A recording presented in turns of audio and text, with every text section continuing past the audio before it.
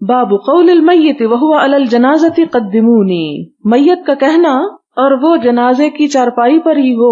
اصل میں یہ جو جنازہ لفظ ہے نا، دو چیزوں کے لیے استعمال ہوتا ہے، اس چارپائی کے لیے بھی جس پہ جنازہ رکھا جاتا ہے، اور اس شخص کے لیے بھی جس کا جنازہ ہوتا ہے. یعنی جنازہ انسان کے لیے بھی، مردہ انسان کے لیے، اور جنازہ چارپائی کے لیے بھی.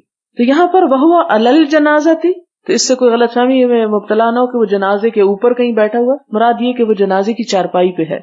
قدمونی، مجھے آگے لے جاؤ، آگے لے جاؤ، جلدی کرو میرے ساتھ. تو بالکل ایسے ہی ہے کہ آپ دیکھیں، اگر آپ کو کسی دوست سے ملاقات کا شوق ہو تو آپ کا کیا دل چاہتا ہے کہ یہ سفر جلدی کٹ جائے اور فوراً پہنچ جائے. ہم تو اسی طرح جس شخص کی اپنے رب سے دوستی ہو، محبت ہو، اور اس کو معلوم ہو کہ میرا استقبال اچھے طریقے سے ہوگا، تو وہ کیا کرتا ہے؟ وہ کہتا ہے کہ جلدی لے چلو مجھے، بس دیر نہ کرو.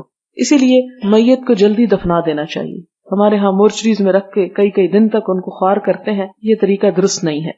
حدثنا عبد الله بن يوسف حدثنا الليث حدثنا سعيد عن أبيه أنه سمع أبا سعيد الخدري رضي الله عنه قال كان النبي صلى الله عليه وسلم يقول کہ نبی صلی اللہ علیہ وسلم فرماتے تھے اذا وضعت الجنازة کہ جب جنازہ رکھ دیا جائے فاحتملها الرجال على أعناقهم اور مرد اس کو اپنے کندھوں پر اٹھا لے فإن كانت صالحة قالت قدموني وإن كانت غير صالحة قالت لأهلها يا ويلها أين يذهبون بها يسمع صوتها كل شيء إلا الإنسان ولو سمع الإنسان لصعق.